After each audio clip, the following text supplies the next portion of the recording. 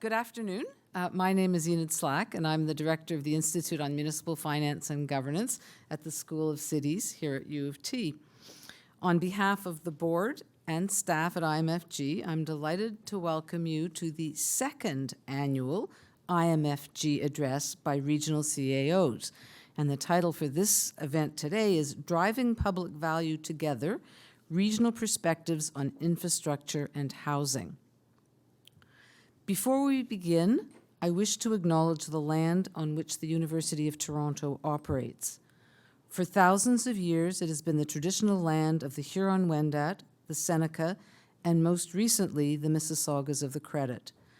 Today, this meeting place is still the home to many Indigenous people from across Turtle Island, and we are grateful to have the opportunity to work on this land. I would like to start by thanking the external funders of IMFG, Havana Capital, Maitree, the Neptus Foundation, the City of Toronto, and the regions of Durham, Halton, Peel, and York. I'd also like to thank Dina Grazer, who's our interim program manager, and Piali Roy, who's our administrative and communications assistant. They're at IMFG. I'd also like to thank Nassim Hashim and Adam Bell here at the Monk School for their help in putting this event together and making it run smoothly. I know it will be. If you are tweeting about this event, our hashtag is IMFG Talks, and our Twitter handle is at IMFG Toronto. So last year we held our first event with regional chief administrative officers, and we got a great response, so much so that we decided we would make it an annual tradition. So we are really delighted to have 3 CAOs again this year, including 2 who are relatively new to their positions. Welcome, Aaron, welcome, Gary, and welcome back, Elaine, who was here last year. Here at IMFG, we are always interested in questions of regional governance. Last October, we held another event looking at changing patterns of governance in metropolitan regions, focusing on Australian and Canadian perspectives. We had Graham Sampson, who came up from Sydney to talk about Australia. As we discussed then, there are many different models of regional governance. We actually are writing a forum paper that came out of that event, and it will be out in a couple of months, which summarizes the presentations and the discussion from that event, although things keep changing, and so we hope we can finalize it soon. Regional governments face unique challenges. Most recently, as you all know, the provincial government announced its intention to dissolve Peel Region, and then it reversed that decision. But regions are also grappling with the impacts of legislation introduced over the last couple of years that set ambitious housing targets and changes the way municipalities can fund that housing. They are also dealing with the infrastructure challenges presented by that growth. So we're looking forward to hearing from the CAOs today about these and other issues facing the regions in the Greater Toronto Area.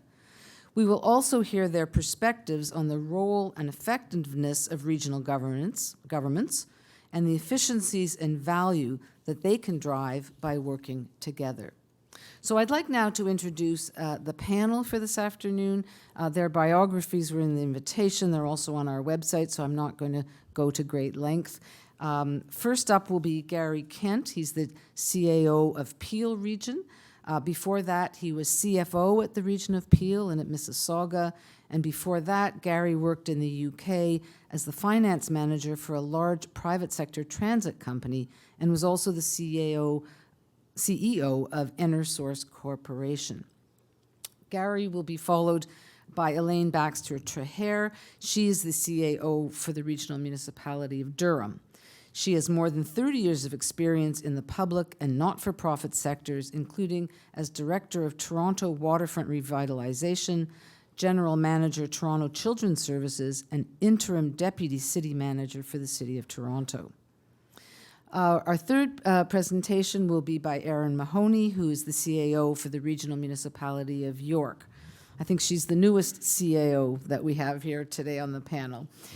Prior to her appointment as CAO in September 2023, Erin served as York Region's Commissioner of Public Works and Commissioner of Environmental Services. Erin's experience spans more than 35 years in operations and executive management. And finally, our moderator for today is Shirley Hoy. I think many of you know Shirley. She is a senior advisor at Strategy Corp and a board member here at IMFG. So when I say thank you on behalf of the board, I'm referring to Shirley. She has had a distinguished public service career, including serving as Toronto City Manager and Assistant Deputy Minister with 3 Ontario ministries. Over the course of her career, Shirley has held many policy and planning-related positions, including Commissioner of Community and Neighbourhood Services for the City of Toronto. She also served for 5 years as CEO of the Toronto Lands Corporation. So the way we're going to run this afternoon is each of the CAOs will make a short 15-minute presentation. Following the 3 presentations, they will engage in a moderated discussion with Shirley, and then Shirley will turn everything over to the audience so that you can also ask questions. And we will wrap up at 6 o'clock. So, Gary, I'm going to turn it to you. Perfect. Thank you. Thanks for the invite today, Enid. Peel's a proud member of IMFG. We admire your work, and we really look forward to many more partnerships for years to come going forward. So I was grateful to be at the IMFG event last year when Paul Johnson was given his annual address regarding Toronto.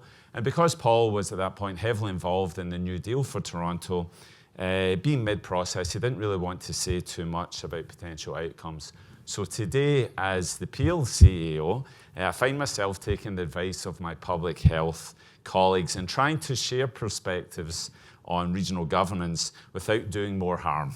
As that process continues. So I'll do my best. I'll share a bit about the region of Peel, get to the bottom line about investment required for infrastructure and housing, and finally get to regional governance. So Peel, like many other municipalities, was established 50 years ago, and we've already started to celebrate the milestones as other municipalities have. And what a great year for Peel to do that. So we look forward to that with our community, our partners, and employees. And okay, let's do a check. By now, you realize I'm not from here. Yes, I'm from Mississauga. At least for the last 28 years. And while Paul had a picture of Taylor Swift, if you were there watching his presentation, I can do better than that. Like every good Mississauga boy, I have a picture with Mayor McCallion, after whom Bill 112 was named to dissolve the region of Peel by the end of this year. So I worked for 26 years in Mississauga, for 10 years closely with Mayor McCallion and Janice Baker on policy matters such as the Provincial Municipal Fiscal Services Delivery Review. I may be one of the only people who can say that. Cities Now, Mayor Burton will recall, for infrastructure funding, and latterly as the Mayor's CFO, which I would be for 8 years, including Mayor Crombie's terms until 2021. Now, post-retirement, Mayor McCallion kept in contact with me and many others, and the last time I actually saw her was in her house just about 2 weeks before she passed. We spoke for about 90 minutes, recounting past events, laughing a lot, and amongst other things, she told me, of course, her current thinking on regional governance. At the end of the discussion, I said goodbye. As I said goodbye, she hugged me and she said, "Thanks for everything, Gary. I love you." I replied, "We all love you, Mayor McCallion. All your staff always did. Thank you." But you know you always gave us a hard time. And she burst out laughing as I left, with another great Hazel McCallion story. But little did I know that she would continue to dominate the political landscape in Peel for the next year. So as I consider my comments today, there was a couple of words in the title that really stick out to me. Perspective. So I have a confession. As a Scotsman, I would have voted to be independent of the UK, as my heart overrules my head on those matters. On that, I was willing to take the risk. As a UK citizen, I would not have voted for Brexit, as I like the EU, And my head said I didn't understand the consequences or the financial impact. So when it comes to governance, I get it. I understand the debate. Nobody's right and nobody's really wrong, especially in Peel, having studied it so deeply for 20 years. In fact, I really feel honoured to be in this position and well qualified to speak to the issue. So what is my perspective? My council has none. They've never voted on it. As a public servant, it's our responsibility, it's my responsibility to bring facts and evidence to the table to allow for informed decisions to be made, to tell the truth, even when, as Al Gore would say, it's inconvenient, and then let the decision makers make those decisions and then be implemented. The other words that stick out to me is public value, driving public value. What do we really mean by that? This was a little diagram I picked up from the Bloomberg Harvard Cities Leadership course. Public value, they say, needs legitimacy and support, and then operational capabilities to really drive the value that the community needs. So politically, there's no doubt the province decides the fate of municipalities and who does what. However, they do that at the pleasure of having the support from the public, typically through their election manifestos, but not always. I will spend most of my time focused on operational capabilities and our ability in local government to fulfill what the province asks of us with the resources we have and the new challenges we face in infrastructure and housing. And I know my colleagues will cover both of these in detail, but I think for the Peel governance conversation, these two factors are really important context. So Peel is still a fast-growing community. In the last census, Brampton grew 10%, and by 2031 is forecast to have the same population as Mississauga. And with this enormous growth, Peel region is growing to have systems and services in place at scale to serve 1.6 million residents and 200,000 businesses. By 2031, Peel will add in the equivalent of Oshawa into its community, and this is even before the additional housing targets that have now been accepted by the local municipalities. And you'll see many stats on the screen. Basically, Peel is a big deal. Whatever stat you look at, 1 in 10 people, Ontario residents, live in Peel. Second largest wastewater system in Ontario, 4th in Canada. And so it goes on, 3rd largest housing provider, 2nd largest police force in Ontario, 3rd largest in Canada, 2nd largest paramedics. You get the idea. $42 billion worth of assets, $1.8 billion worth of goods goes through Peel roads every single day. This debate counts. For water and wastewater, not only have we got scale, but our rates are 30% lower than other GTA municipalities. Peel is built for scale, and its complex services integrated to be efficient and designed across the geography, not by municipality, and also not just for Peel, but with other regions. This scale brings economies of scale and attracts talent to work in services who have the capacity to research new ways and pilot new approaches, and where they can grow their careers to the benefits of other municipalities. In many ways, this is Peel's moment to deliver when you want to go faster and do it well. This is a moment where you've got this asset at your disposal. The numbers are on the screen, but the one I'd like to draw your attention to is development charges. 60% of our capital program in a growth community is development charges. And this is why Bill 23 and the governance of water wastewater is so vital to us. Our ability to collect DCs is fundamental to our financial health and the affordability issues to our residents and businesses on the water rate. Peel has got a AAA credit rating and has had it for 28 years now. And yet this past year with Bill 112, we were warned by our investors not to go to the capital markets due to the uncertainty. So with the announcement that Peel will not be dissolved, we believe we can now go to market under the assumption that the assets stay in Peel. To build homes faster, you need water. Everyone acknowledges that Peel is a world-class water wastewater system, and this isn't just by luck because we're on the lake. Our engineers and planners have planned it incredibly well. They've partnered with local systems and the development community to build a system that's really the envy of many and affordable to both residents and business customers. So effective growth management and good planning will be required to sustain this, something to treat with care as Bill 23 is implemented and planning goes to the local level. For Peel, this chart provides an overview of various growth forecasts. The dashed black line shows growth projections if development trends were to continue at the rate that we've seen historically. Moving up the chart, the dashed blue line shows the forecast that's in our current 2020 master plan. The regional official plan is the next line, which was approved only recently, is shown in the darker blue line. And finally, in red, Bill 23 target 250,000 by 2031. Look at the gaps. So our engineers have been focused on probably the black line or the blue dotted line. They knew they had to update it for the solid blue line. This is what happens to their plans. It's just like it's a shock to the system, of course. So our master plans will get updated, and I'll get onto our strategy in a minute. So I just spoke to our chief planner. We had 7,500 housing starts. I think CMHC has just published that last year, so a bit better than the annual 5,000. But in order to meet our own OP that's just been approved, we need to increase that to 10,000 a year. In order to meet Bill 23, it needs to go to about 28,000 units per year, substantially different in this period of time. And we know applications have slowed down due to the factors that you know. Soaring costs of building supply, shortage of skilled labour, workers, interest rate hikes, and various other aspects.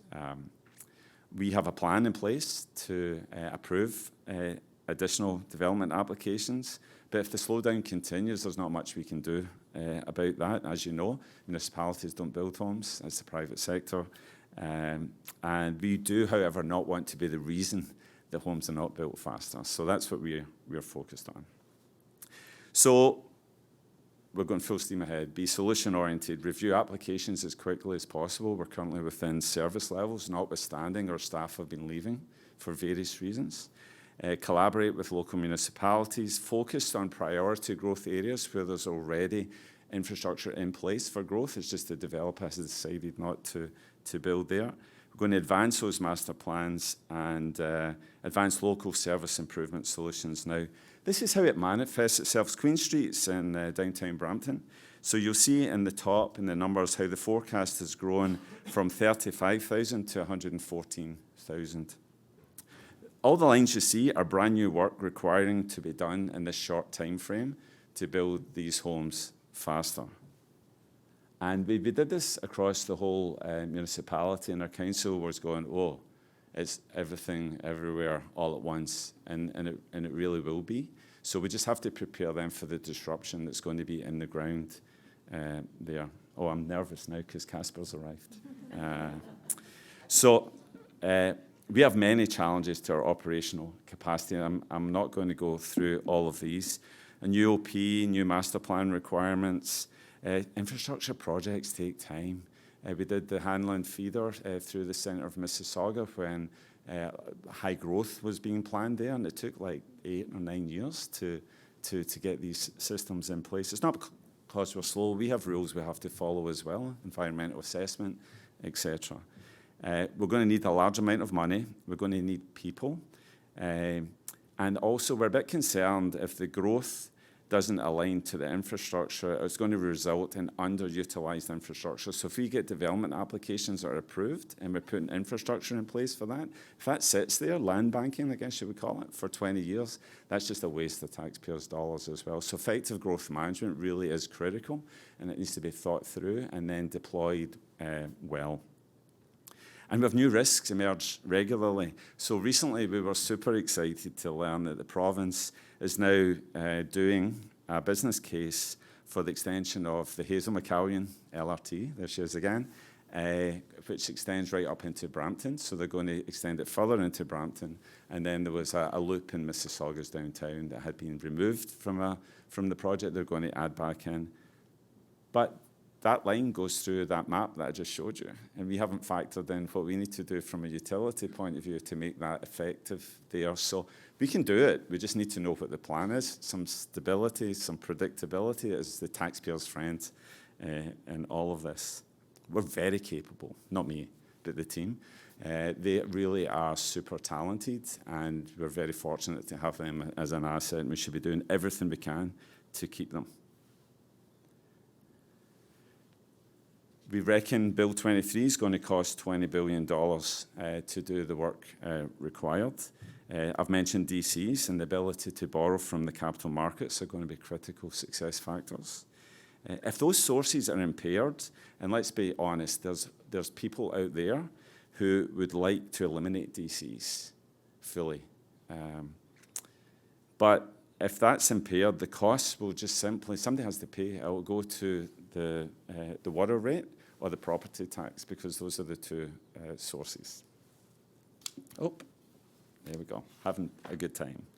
So I'm going to just skip through these. You know the housing affordability issue. My kids have just bought 2 houses, so that's an issue for them.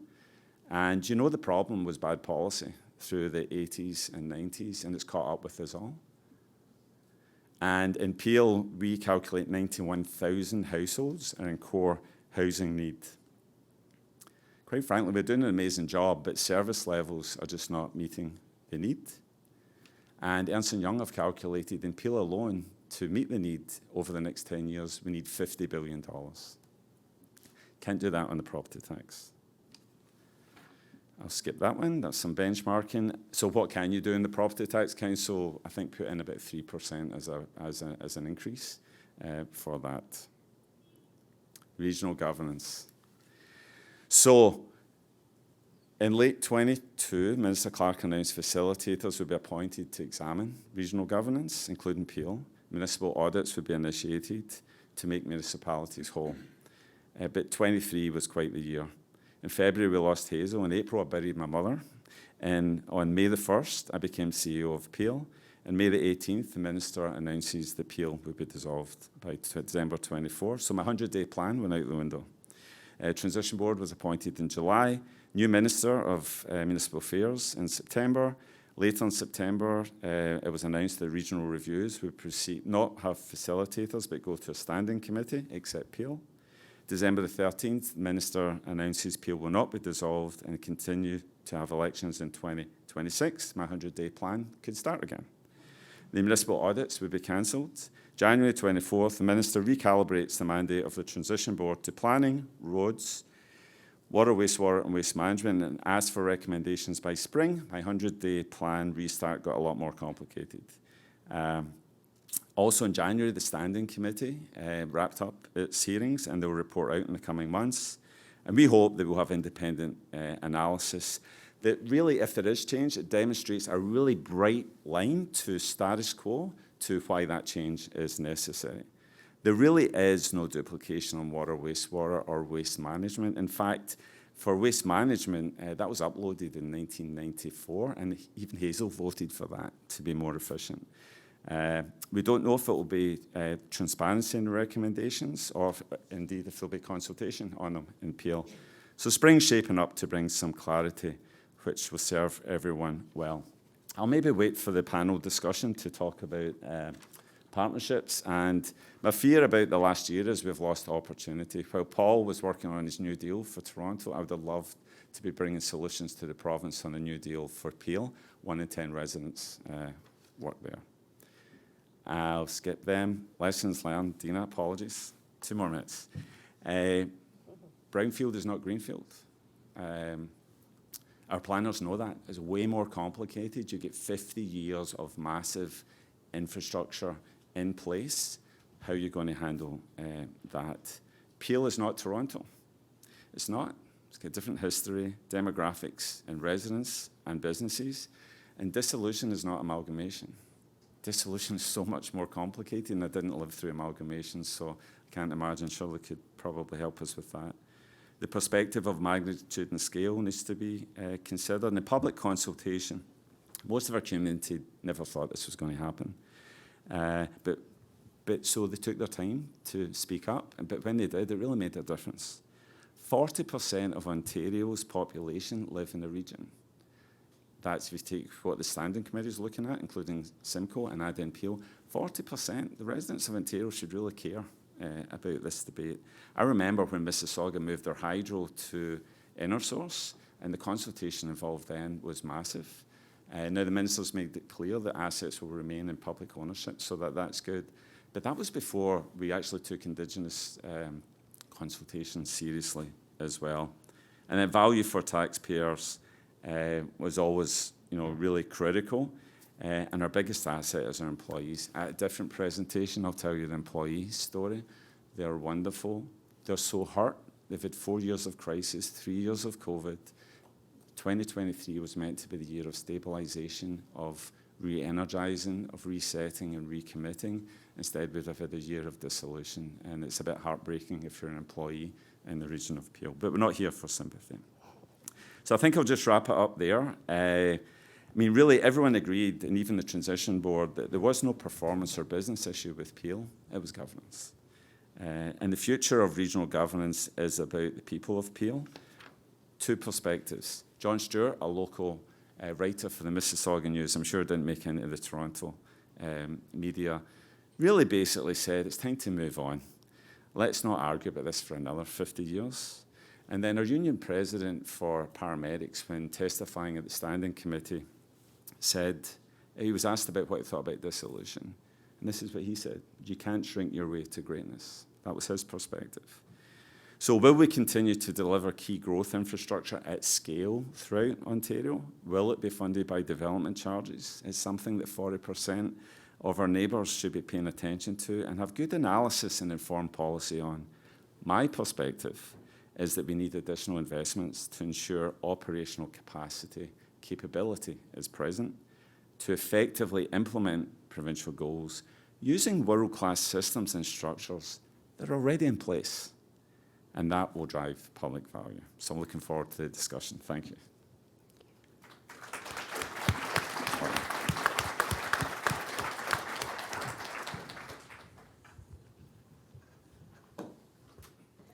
Thank you. Thank you, Enid and IMFG, for having us here today. Again, I'm Elaine Baxter-Trahair from the Region of Durham. And thank you, Gary, who showed us some of the situation that really has led us to the housing crisis that we're all facing today in the GTHA. I'm very pleased to present you with the perspective from the Region of Durham in the next 15 minutes. Before I get into our housing, I'll just give you a little bit of background on Durham Region. It's a large and diverse municipality, also within the GTHA. We have 8 local municipalities, both urban and rural, and we encompass approximately 2,500 square kilometres. So this makes Durham the largest geographic region in the GTHA. We are also one of the fastest growing regions in the country, with our population expected to grow to close to 1 million people within the next 10 years and to double by 2051.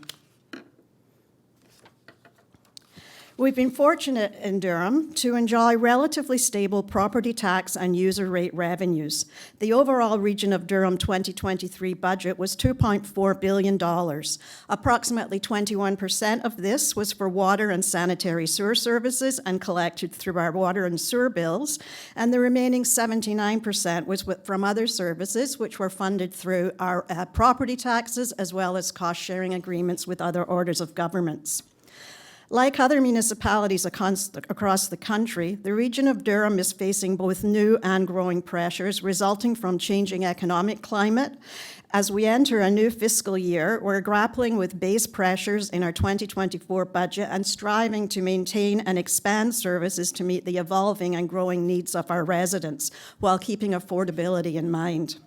Inflation continues to drive up the cost of resources and contracted services, and we continue to experience severe labor shortages which presents challenges for both project and capital development. Gary got at this a little bit on his slide, and I won't spend a lot of time on this, but it is important to note that over the next 10 years to 2032, Durham anticipates the need for $9 billion in capital investment. This has grown by $2.5 billion since last year when I last appeared before this forum, and that's largely because of advanced and growing housing targets. Bill 23, the More Homes Built Faster Act, which was passed in 2022, or partially, and the related regulations and legislation does have a material and significant impact on the region's ability to finance capital infrastructure investment for growth. The implication is that a smaller share of the region's gross capital costs will be recovered from development charges, and the region is required under provincial legislation to fund the impact of those provisions from non-development charge sources. A partial and preliminary estimate of the non-development charge funding that will be required to compensate for the shortfall is estimated at $913 million by 2023. As you can see, this would make a material impact on property taxes, so other sources of revenues must be sought. With the introduction of Bill 23, the province did commit to making municipalities whole. To date, there have been no details available regarding this commitment. However, the province has indicated its willingness to consult with regions to better understand their financial pressures and the impact of DC Act changes, and we're very much looking forward to these consultations. Now to move on to housing and homelessness. The cost of living, as we know, has skyrocketed, yet social assistance rates for those most affected by these inflationary pressures and those most vulnerable in our communities do not come close to meeting the costs of renting a home and other basic requirements. In the last several years, we've seen significant increases in the number of people experiencing homelessness, including those living unsheltered. And we project that by 2025 in Durham alone, the number of residents experiencing homelessness will increase by 48%, something that is quite unusual for the region. Durham is legislated by the province, as is our other regions in Ontario, to be the service system manager for housing and homelessness and designated by the Government of Canada as the community entity. In these roles, we manage and design the system of meeting the needs of all residents, including those who are experiencing or at risk of experiencing homelessness. Our emergency shelters, which are designed to catch those that are falling through the cracks, are operating above capacity and have been doing so for a number of years.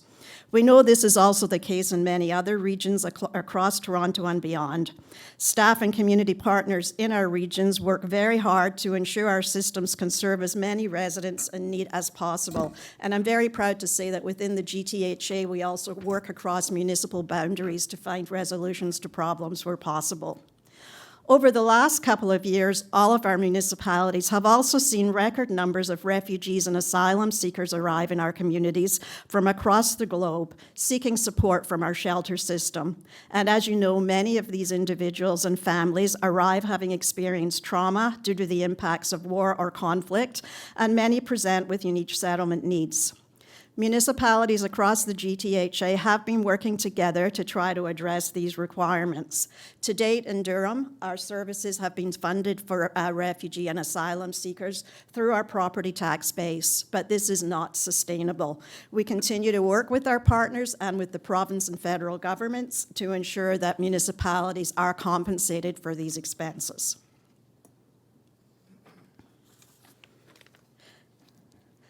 As Gary alluded to, decades of decision-making have contributed to low investment in the housing system, which has led to the current housing and homelessness crisis.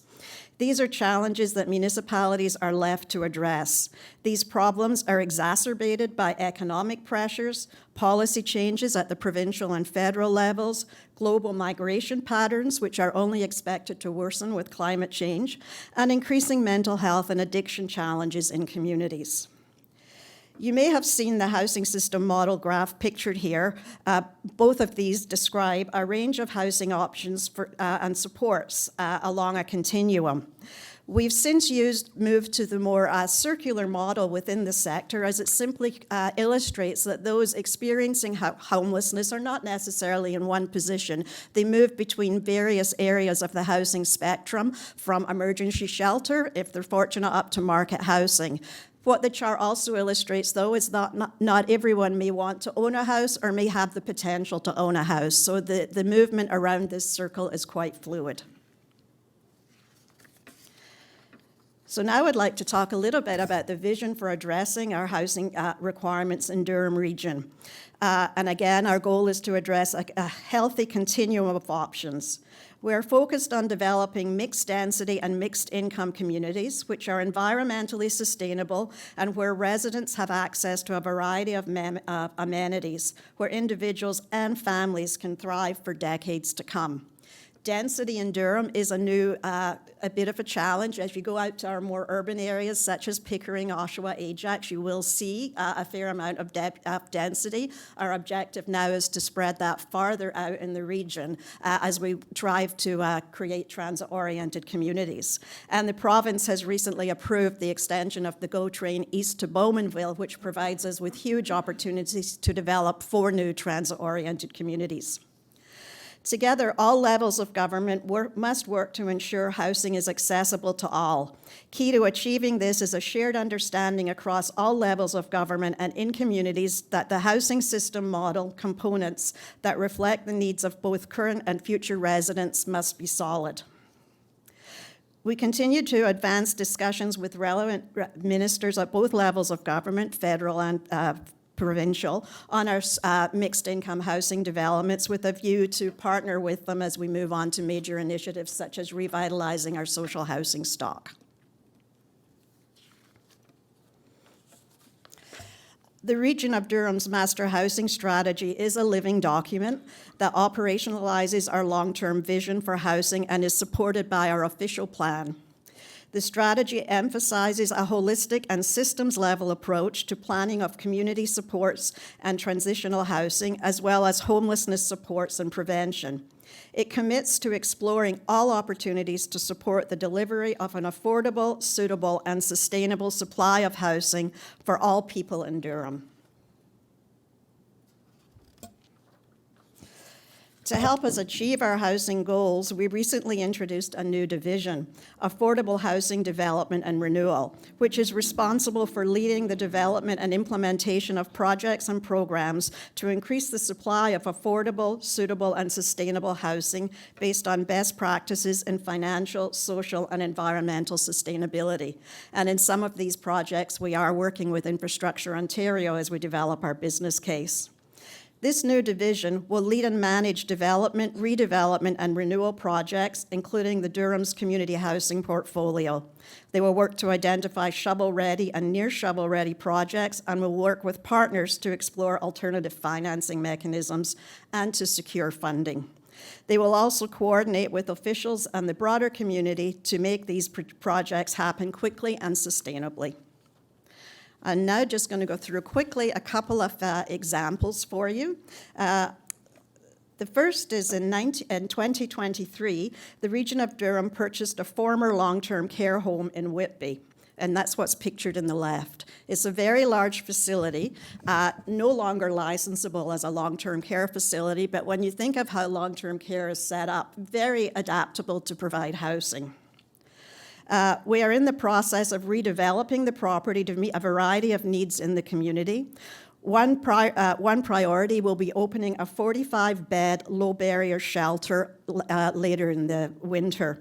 And this will include wraparound services for all those residents of the shelter that will enable them to pursue their own objectives, including employment and affordable housing during the days without having to be released into the cold weather of winter. The site is very large, so our vision does include providing quite a spectrum of housing with the variety of community supports, and we do envision the shelter space being augmented by supportive housing and eventually transitional housing, again with supports that will enable its residents to hopefully become permanently housed on their own. The second project that you see on the screen is in North Durham, an area where individuals probably didn't realize there was a housing problem, but in fact there is, and homelessness does exist even in our smaller and agricultural communities.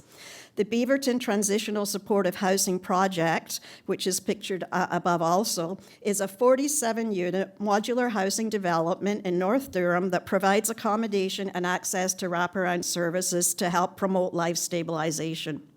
The residence is also accompanied by a hub of services in a separate building that will serve the broader community. And again, services are not as abundant in these northern communities, so it will be a real value add for the residents.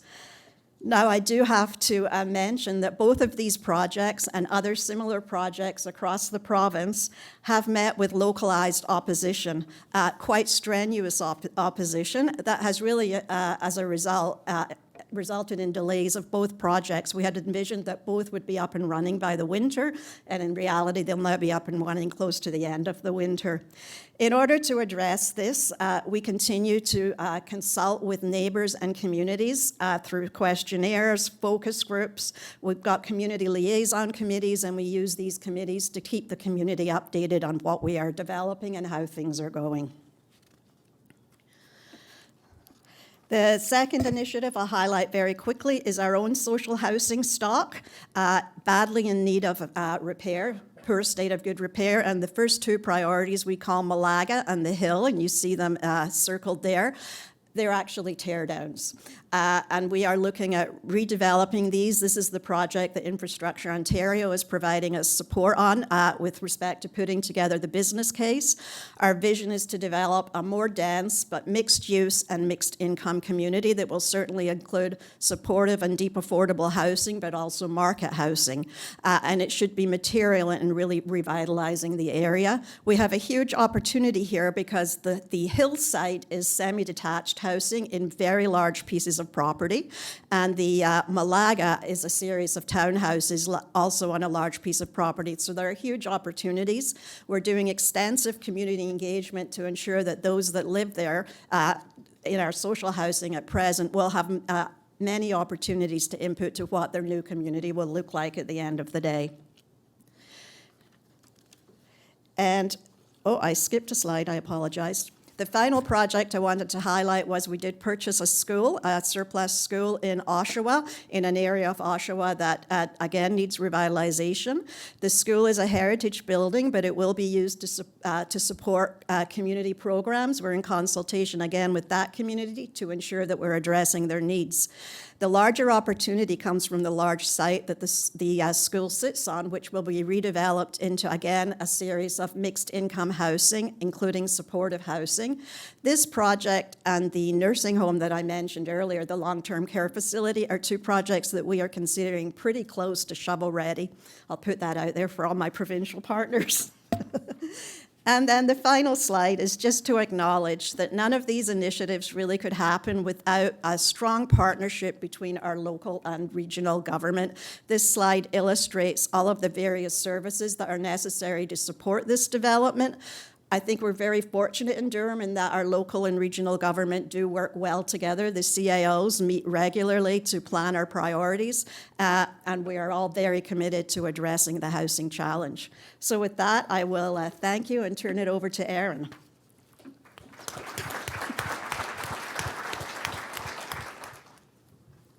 Well, thank you. I know I'm the person in between you and your great questions. So just quickly, thanks, Enid. York really values our partnership and support of IMFG. And I just say it's great to be here this afternoon with my wonderful colleagues and partners. And that's how I view Gary and Elaine, because in York, as I'm about to depict, we cannot do it alone. I'm going to just spend a couple of minutes talking about our infrastructure that's required to serve our growing region and share some of the challenges we're encountering and share some solutions to those. And just to provide a spoiler alert, in case any of you don't want to listen to what I'm about to tell you, it involves all three of us. So if you want to leave and go to the bathroom, that's the punchline. So just to share some insights on things we do as a regional government. You can see our services and capital and operating budgets here in partnership, close partnership with our 9 local cities and towns. We provide these critical services.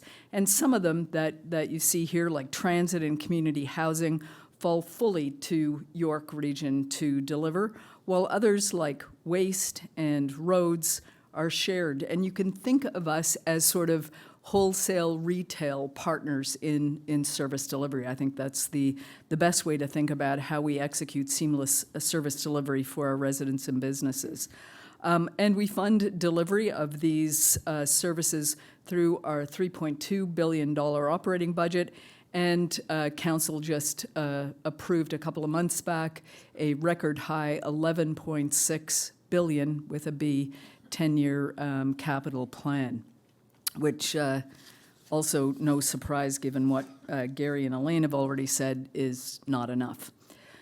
So this just shows you a map of where York is on the landscape. We do cover a vast geographical area and expected to grow to over 2 million residents in the next few decades. The provincial housing targets, as we've all said, mean much higher growth over the next 8 years out to 2031, and that is much sooner than any of us had expected.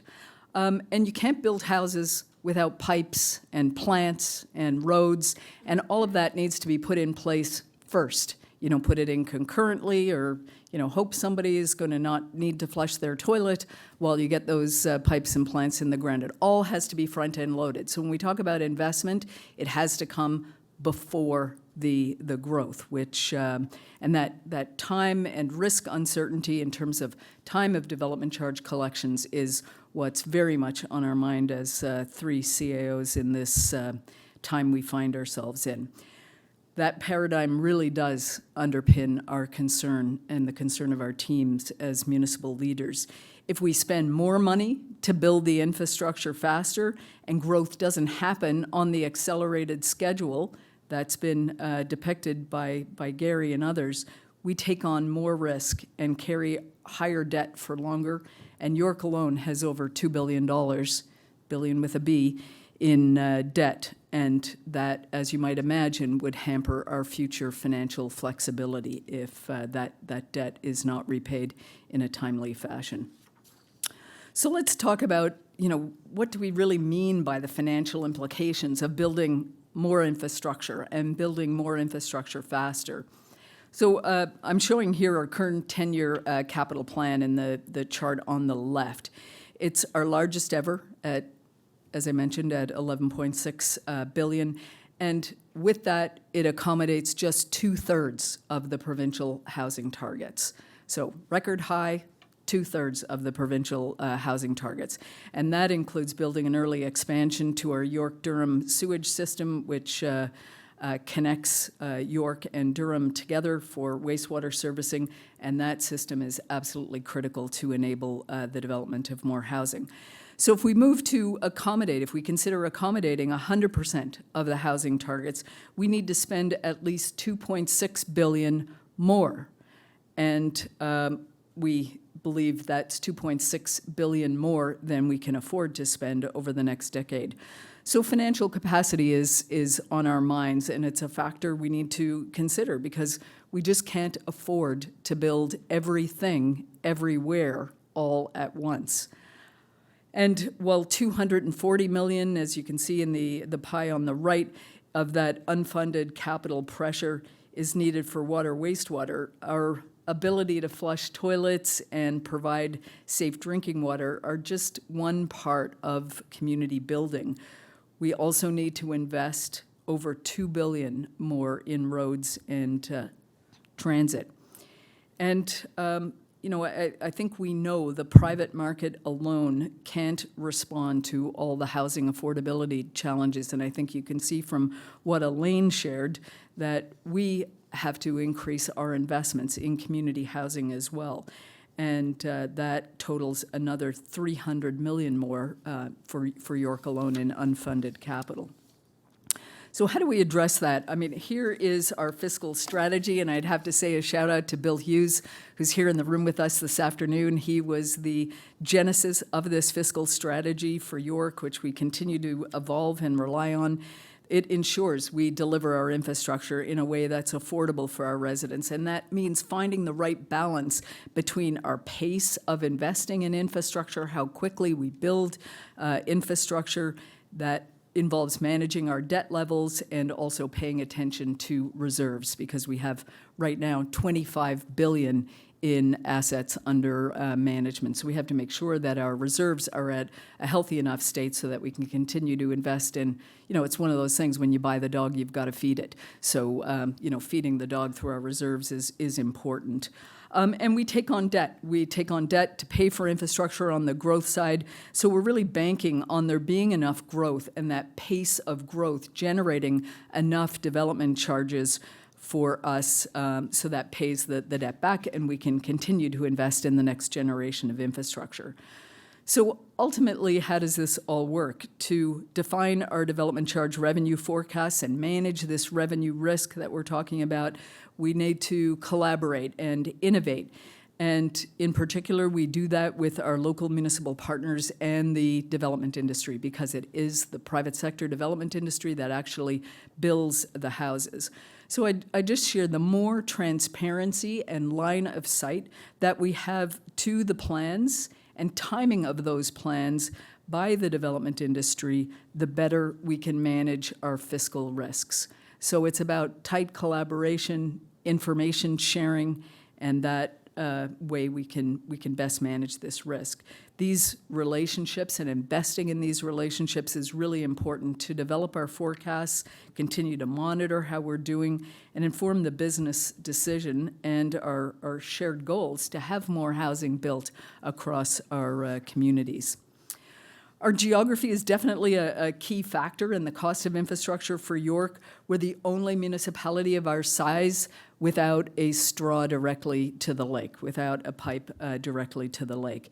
And so partnering with Durham and Peel and Toronto, this isn't just a word to me or the team in York. It is the lifeblood to cost effectively build the infrastructure through those regions and with those regions that supplies wastewater to our residents and enables us to treat our wastewater. These cross-boundary partnerships, the interconnectedness of our systems, help York Region achieve the efficiencies of large-scale infrastructure and service growth that just would not be possible on our own. So working with our neighbors, critical to our success, and it goes a long way beyond just the affordable delivery of infrastructure. These servicing arrangements contribute to the high quality of life that our residents enjoy in York Region each and every day.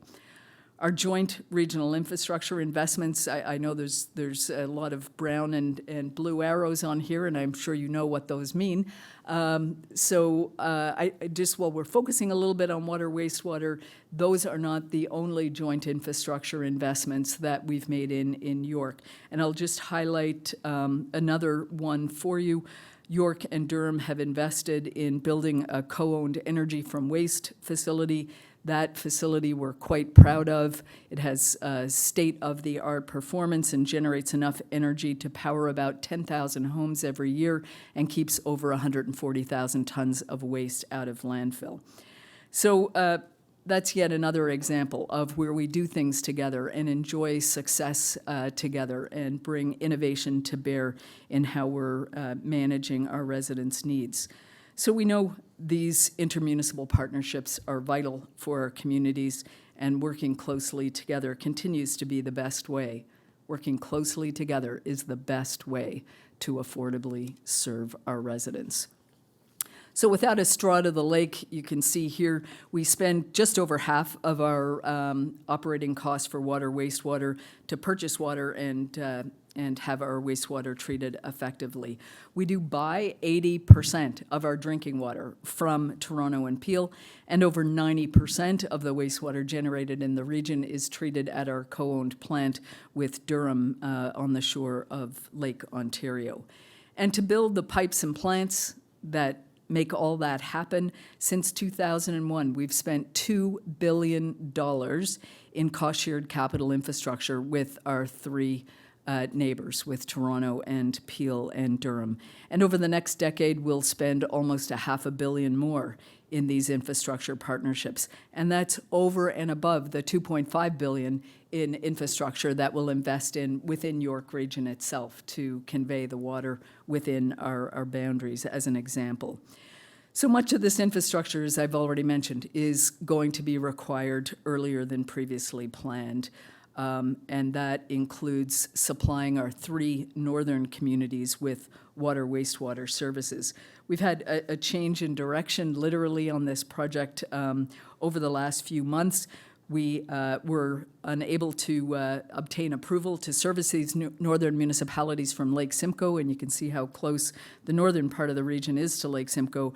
We're now pivoting in partnership with our colleagues in Durham to treat more of our wastewater at our Duffin Creek plant and looking at innovative ways to build the infrastructure to move more of this wastewater to our co-owned facility. So, challenges abound in infrastructure delivery in Ontario today. Investing in cost-shared infrastructure with our partners means we need to collaborate, just not, the engineers on the sizes of the pipe or the plants on the technology, but also in service planning, which means timing of growth, location of growth, and by doing that, we can support our future growth in a more timely and financially sustainable way. Even when we know what regional infrastructure is needed, we work with our local partners because we need to pinpoint exactly where is that growth going to happen, so we build the right infrastructure in the right place at the right time. And I don't want to lead you to believe that we're averse to risk or debt. We're not. We believe in taking calculated risks, and investing in infrastructure results in debt, and we're happy to do our fair share as long as we can keep things affordable for our residents and aligned with our fiscal strategy. And I'd say while we have exceptional working relationships with our local municipal partners, again, neither of us decide ultimately when the growth will happen, because it's only when the actual development occurs that we collect that development charge revenue to repay the debt taken to build the infrastructure and keep the machine moving. And that's why I think it's so important for us to work well with the development industry. And again, the more transparency and communication we have with these industry partners, the better we can mitigate our financial servicing risks. And I'd say even though we're investing in all those partnerships at this moment in time, given the provincial housing targets, that is not enough. We best need the province to come on board with us and help us realize the infrastructure investments needed to make these growth aspirations real. So I think York Region has done their part, Council having approved our largest ever capital plan, but as large as it is, there's an additional $2.6 billion that we don't have the fiscal capacity to commit to right now. And I think there's a couple of reasons for this. One I'd cite is we don't have enough certainty around when the growth will happen to be able to take on even more debt than we're already planning.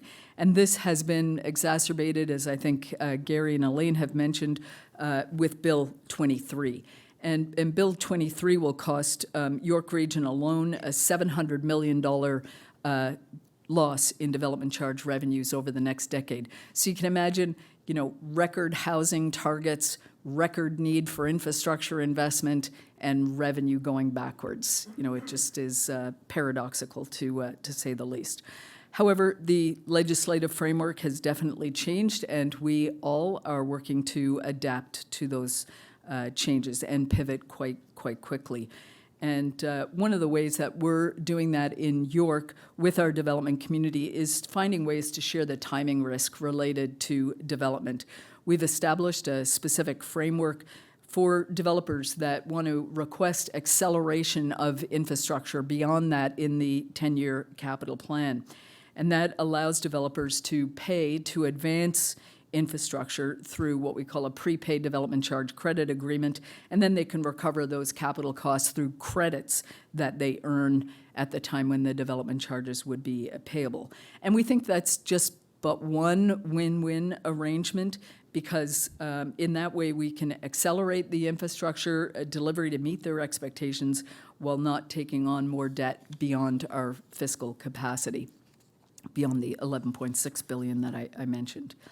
So Gary had a picture of Hazel. I thought I needed to find a picture of Hazel. Here she is with our chairman and the mayor of our city of Markham. And I just wrap up by saying, you know, like my colleagues, I recognize the critical importance of increased investment in our communities to meet the needs of our growing regions. And in our municipalities, and in fact, in municipalities right across Ontario, we know housing is the top concern, the top polling concern.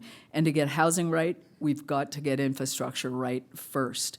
Water and wastewater infrastructure, for sure, it's necessary, yet it's only one part of the big picture. And I think, as Gary and Elaine have alluded to, communities are far more than taps and drains and asphalt. They are places to live and work and connect and thrive. And the challenge to get this right is a big one. Building infrastructure to meet future population growth is complex for York Region, a municipality that doesn't have a straw to the lake. And that's why our partnerships are so important to us and to our colleagues in Durham and Peel. We know, the three of us know, working together and developing deep connections, relationship connections, physical system connections across our regions will be the solution to advancing cost-effective infrastructure delivery. And we know collaboration on infrastructure, driving those economies of scale for these joint systems, yields the best results for our residents. And together, we believe we can bring the future of our growing communities to life. So with that, I thank you all for listening, and we'll turn it over to Shirley for our moderated discussion.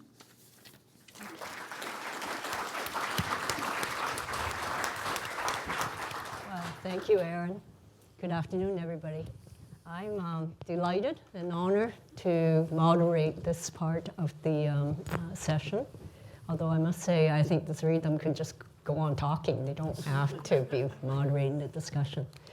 I think Gary, Erin, and Elaine, I think you provided us with some very insightful and stimulating comments on the role, responsibilities, and effectiveness of regional government.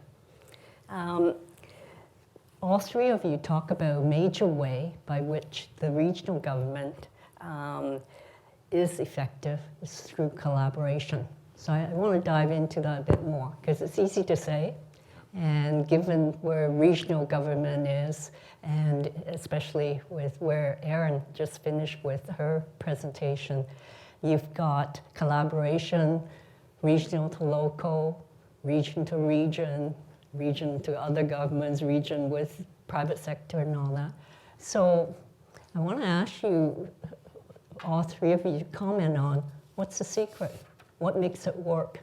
What ingredients do you need in order for regional government to work, given where it sits and what needs to be done in order to achieve your priorities? So maybe I'll start with Gary and give Erin the rest. I think the last 50 years demonstrates it does work. When you look at this part of the world and how it's grown effectively, people do have water, they do have social safety nets, they do have the ingredients that reward people who in the medieval times came to urban centres for food, education, health. And the question is, can we afford it? And is there enough money in the system? I think we've got the expertise, but is there enough money to keep it going? I think for me, though, the biggest thing is really trust and respect and appreciation of who does what, and let the experts focus on what they're good at And, in Peel, that's been a challenge, like from a political perspective, and not to get into the politics of it. But, I would say 97% of what the Region of Peel does is there's no duplication or overlap, there's connections. And then maybe my last comment would be wonderful civil servants. And I think a big risk to the sector is attracting people to the sector who want to operate in an environment that might not be as rewarding as it used to be a few years ago. However, when I was 21, I was in my Director of Finance's office, and the bus driver, who was probably my age, was talking about the good old days. So let's not fall into the good old days. But I think trust, respect, allowing the experts to be experts, and let's get on with great city building, I think are some of the ingredients for me. Thank you, Shirley. I think what's paramount for me is really having a shared understanding of priorities and objectives between the region and our local governments, and also across regions. And as Gary said, that all comes back to trust and relationships. So we do meet on a regular basis, both at the CAO level, but also at all of the commissioner levels, to work out those priorities. And some of it does include wrangling, because there is only so many resources to be spread around. But by and large, I find with the infrastructure and emergency services files, we're able to land on those priorities pretty easily. It becomes much more challenging when you get into some of the social services issues, like supportive or affordable or deep affordable housing. And there's no question there are neighborhood challenges there, but I think, speaking from Durham's perspective, we're very fortunate in that our political representatives at the local level tend to support those initiatives and recognize the need for them. So I do agree, it all comes back to shared objectives and priorities. Yeah, I'd say for us, I think, fortunate now. We have a very business-minded council. They like to get things done. They view the region and its 9 local cities and towns as a federation. And I think that sends the right signal to our staff teams about investing in those relationships where there are differences. It's finding a way forward together, being prepared to do our fair share, and in some cases even more than our fair share, but really advancing those, because I think it engenders a feeling of success in the relationships when things are getting done. Everything is not up for debate. I think leading with empathy, seeing it from the other's perspective, particularly from our local municipalities' perspective, because I think at the regional level, we end up, just by the nature of the businesses and the services that we run, we think more long-term and we think bigger scale. And I think that is a value that we bring to our local municipal partners in developing solutions that stand the test of time. But I think it's having the mechanisms to engage, like Elaine said, meeting regularly, having disciplined agendas, having our department leads meet as well with the province. It's regular meetings with the ADMs and DMs and making sure those relationships are healthy so that we can help influence the future that we all want to create.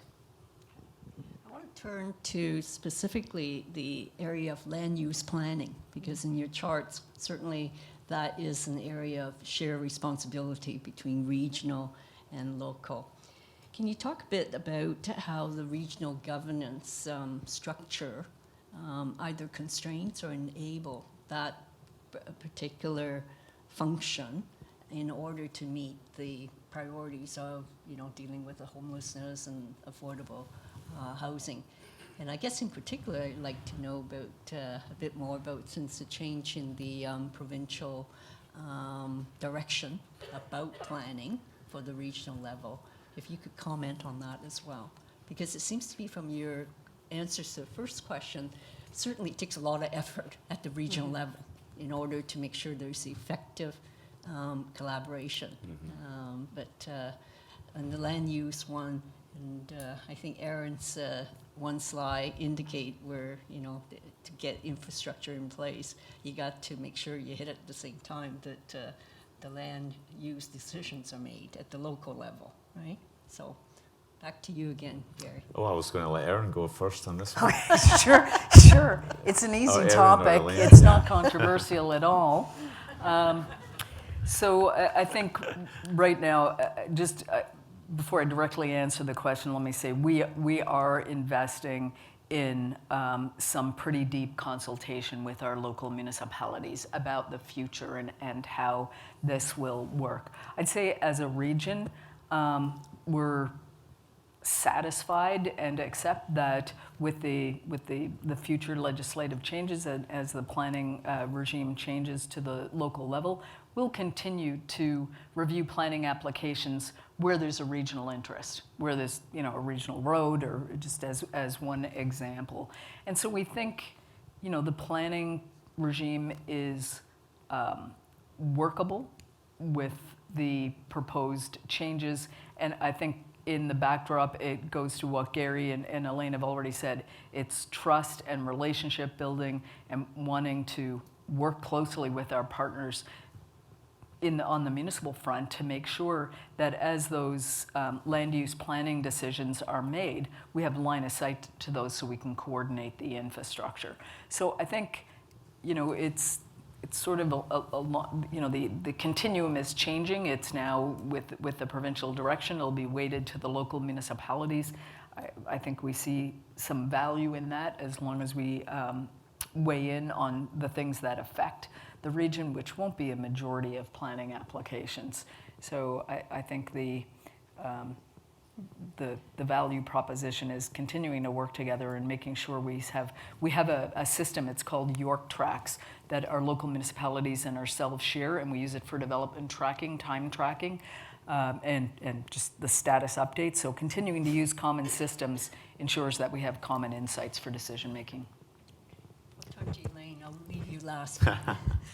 Thank you. I think the one thing I would add is we've also had facilitated discussions with our 8 locals and the region with respect to identifying duplication in planning processes and happily moving down to the local level processes that we don't need to be involved in. The one area of concern is regional official plans. We rely heavily on our official plan for planning where the growth is and where the infrastructure requirements are, so it has a direct impact on our 10-year capital plan. That the nature of a regional official plan may well change, but we're eager to ensure that there is a document there that will help us guide that infrastructure development to ensure, as Erin said, that we're not putting infrastructure in in an area that's not going to be properly developed for 10 years or 20 years. That's the one concern that we have right now, and we do envision that we could work a solution out to that with our local partners, but we're hoping that provincially there will be recognition for the importance of planning that major infrastructure on a regional level. For example, our 3 northern communities could not build or operate a water plant on their own. They're very small communities and they rely heavily on the region for the management and delivery of those services. That will not disappear. So I think it's important to have that oversight with infrastructure. Over to you now, Gary. Yeah, just in Peel, we actually, anything that we could transfer to the local municipalities from a planning point of view has already happened. So anything that the region does is based on the current legislation and what the region's role is. The province has been very clear through Bill 23, and then specifically for Peel. In fact, Peel might go first to transfer once the regional OP has been approved, which I think might be late spring, early summer. Then local planning will go to the locals. So we're right in the middle of doing an implementation plan for that. But basically, the planners need to stay with the infrastructure. So 75% of our planners will still stay at the region for regional interests like water, wastewater, etc. And a lot of it goes up to the province, who will now have to approve Mississauga, Brampton, and Caledon. And the province, of course, has to be ready for that challenge. So I can't remember what year it was, but whenever the province decided we're going to get the regions to take care of the locals, the province has now decided, no, we don't want that anymore, we're going to take it back. I'm not sure everybody fully understands that, so there's some risk in that because the province is a wee bit further away than the region. And of course, at the Region of Peel, every councillor at the Region of Peel sits as a local councillor in the municipality. So that also gives us that common understanding there. Is there political understanding of the changes coming? And is there much push and pull politically on the local councils and the regional councils and the land use changes coming, land use planning? Everything's political ultimately where I work. I actually think it doesn't work too badly. But of course, I would be biased in that. We had the Growth Management Committee, which successfully got our OP agreed with amongst themselves, and then the province approved that. I think maybe one of the first. I'm not sure about the deadlines there, but that was a big tick, and that was before a lot of these changes were coming along. So I think they find a way to work out. But planning is very political. I mean, just by its very nature, of course, I don't have to say that to anybody in this room. So hard to divorce yourself from the politics on that. The only thing I would add there is ROP is also before the province for approval right now. And as it was going through council for final approval, the local municipalities were very influential. And in fact, the recommendation with urban boundary expansion that staff had put forward did not pass, and we had a substantially greater expansion of our urban boundary than we anticipated. I'm seeing Ian McVeigh back there, who's our Director of Sustainability, and probably not very happy with that. But regardless, it's passed. It's 9,000 additional hectares added to the plan, but we think that will actually take us to 2051, which is not so bad because, again, by 2051, the region's population is expected to double. But that was heavily influenced by the local mayors and some regional councillors. The only thing I'd add is one of the things that we've been talking a lot about with both the province and our local municipalities in planning is because we're building the large infrastructure, we allocate the capacity within that shared infrastructure systems to our 9 local cities and towns. And right now, we have almost 200,000 population equivalent in those systems that's 3 or more years old. So we are really keen on this use it or lose it idea that with our local municipalities responsible for the planning approvals and so on, if we can really get some more discipline around if the development community moves within a respectful period of time, great, there's your water sewer allocation, but sitting on it and then creating infrastructure pressure back at the region to build more pipes, more plants, is just not on. So we have seen some pickup on this idea by Minister Calandra, which we're happy to see, and it's something that we continue to try to deepen the discussion on the implementation with our locals. Okay, thank you. Now I'd like to see if anyone in the audience, oh good, got 2 questions in the back there. I think we have about 10 minutes for questions. Thank you for the discussion. I like farming, and farming happens in these communities. I'm a planner. My name is Jean-François Obregon. If you expand wastewater infrastructure, water infrastructure in some areas, it's going to encourage the loss of farmland. And I don't think I heard valuation of natural assets spoken about at all in these presentations. So I'm just wondering if you can comment on that, because Bill 23 and some of the regulations tied to that also weakened oversight on wetlands, for instance. So can you talk about the valuation of natural assets, please? Sure, I can start. Sure. Almost 70% of York Region is covered by either the Greenbelt or the Moraine. And so I think very much it's in our DNA to protect and respect those landforms in our planning decisions and where we expect growth will occur, and all of that was, and agricultural land use. There's only a certain amount of high quality agricultural land within the region, and it's highly valued. So in terms of development of our regional official plan and other plans and strategies that we have, our agri-food strategy, it is very much understanding where those lands are and where we can allow growth to occur, which is not there. And I think, the bottom line from our planners is there's plenty of space in York Region. We don't need to start encroaching on the kinds of land uses that you're talking about to achieve our growth targets. Growing up, not out, we have added some what we call white belt areas in our growth projections, and we have plenty of land that doesn't cause us to have that kind of land use in the crosshairs. I really echo that. 80% of Durham is farmland, and the urban boundary expansion I spoke of was all within the White Belt. We do have a number of strategies and staff dedicated to supporting our agricultural community, and we have a number of advisory committees that regularly advise council on how to support that sector, given the magnitude of food that it produces, not only for the province, but for the country. So we are very aware of it. We do engage with our local conservation authorities also to ensure we're protecting the area.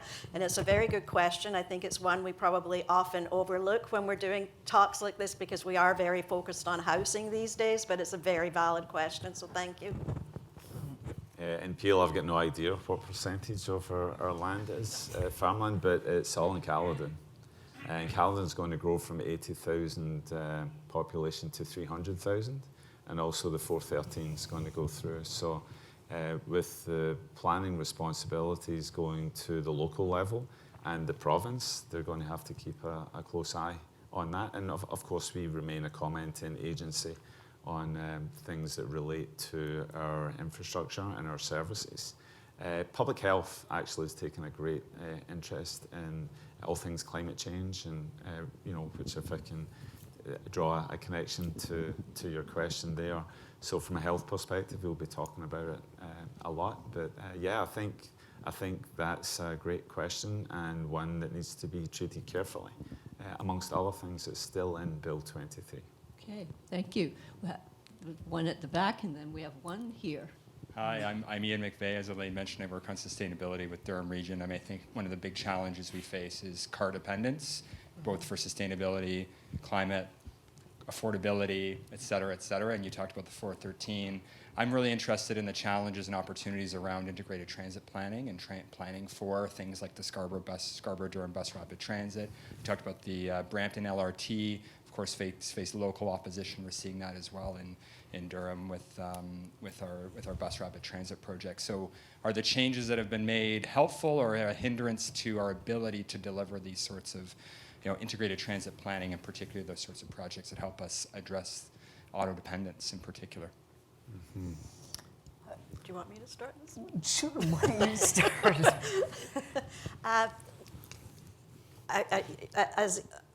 As you know, Ian, I think transit planning is one of the major reasons why we need planning for certain pieces of infrastructure at the regional level, in order to ensure that it is properly integrated with communities, and that you are minimizing the dependence on cars and increasing active transportation and all of that.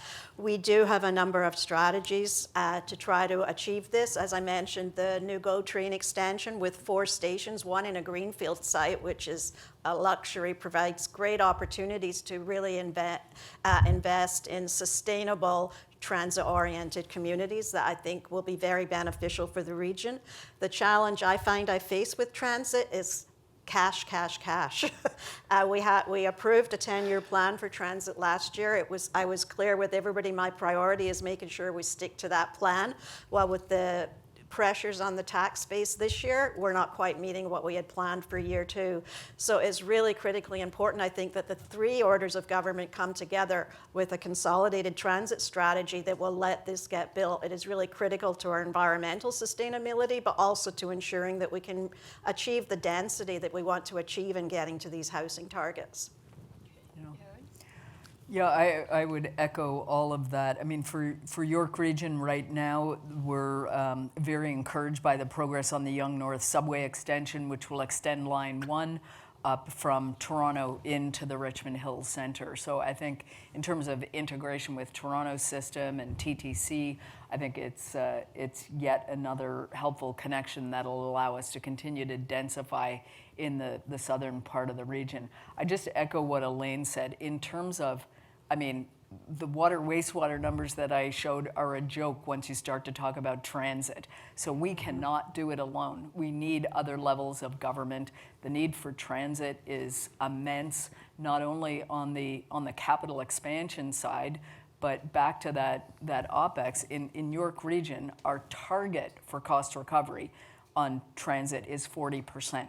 And we are not there. Of course, we all took a huge hit during the pandemic on transit revenues, and they're slowly, I think we're now this year expecting to cross back over into pre-pandemic territories in terms of ridership and revenue recovery.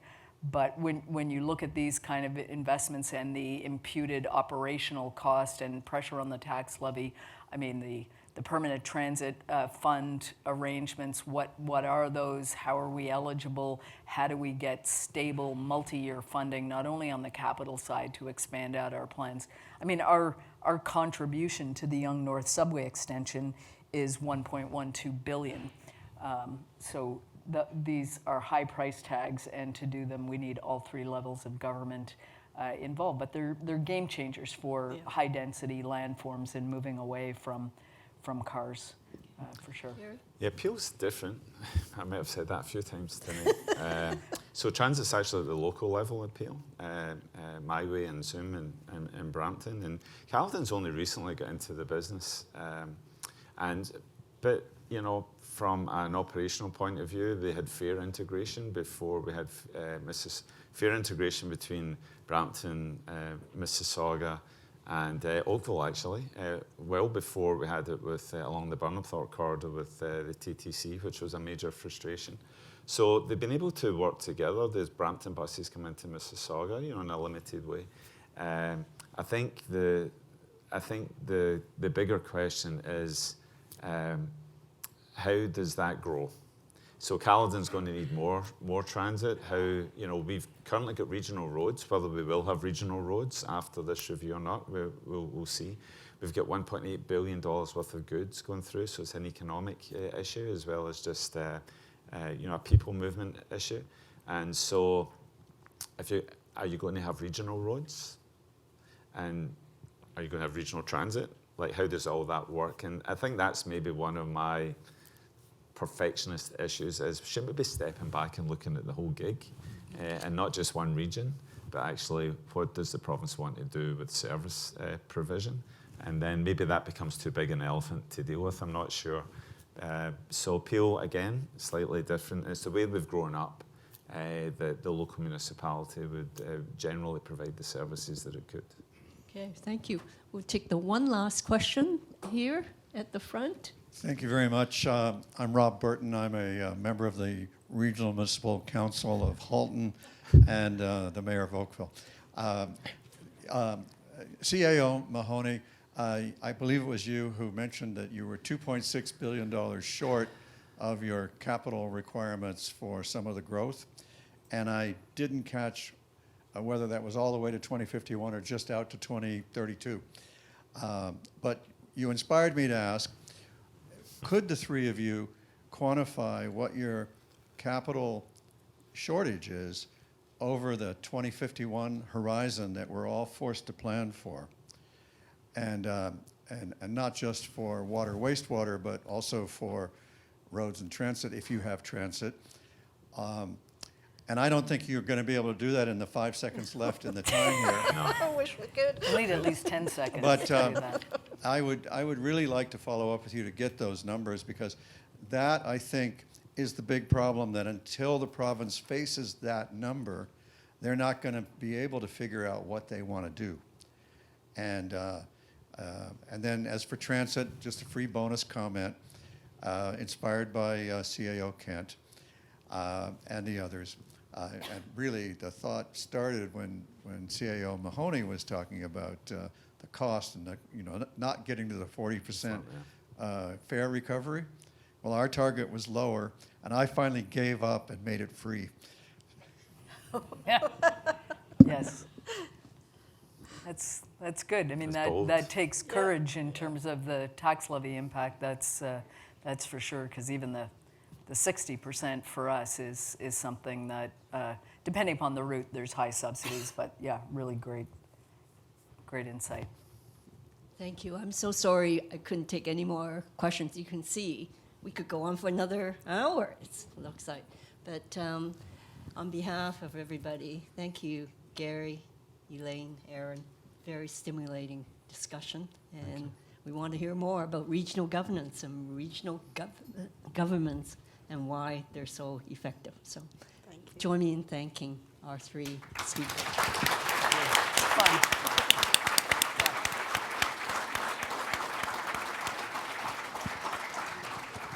And please don't blame Shirley for not taking any more questions. It's me. I'm the I'm the time police here with Dina. I said at the beginning that this was the second annual event, IMFG event with the regional CAOs, and I can see this is going to become a great tradition because it's important to get an annual update. I mean, what we talked about last year is different than what we talked about this year. And so it's nice to know what's happening. And it's also sobering to hear the staggering costs of infrastructure that is needed for all of the housing that we need to build. I think, Aaron, you said to get housing right, we need to get infrastructure right. And I think that's true. So I would like to thank Gary, Elaine, and Aaron for your presentations, and Shirley for moderating today. We've recorded today's event, as we usually do, so it will be available in the coming days. For those who couldn't attend, you can pass it on to them, or if you missed something, you can watch again. Thank you all for coming. Have a great evening.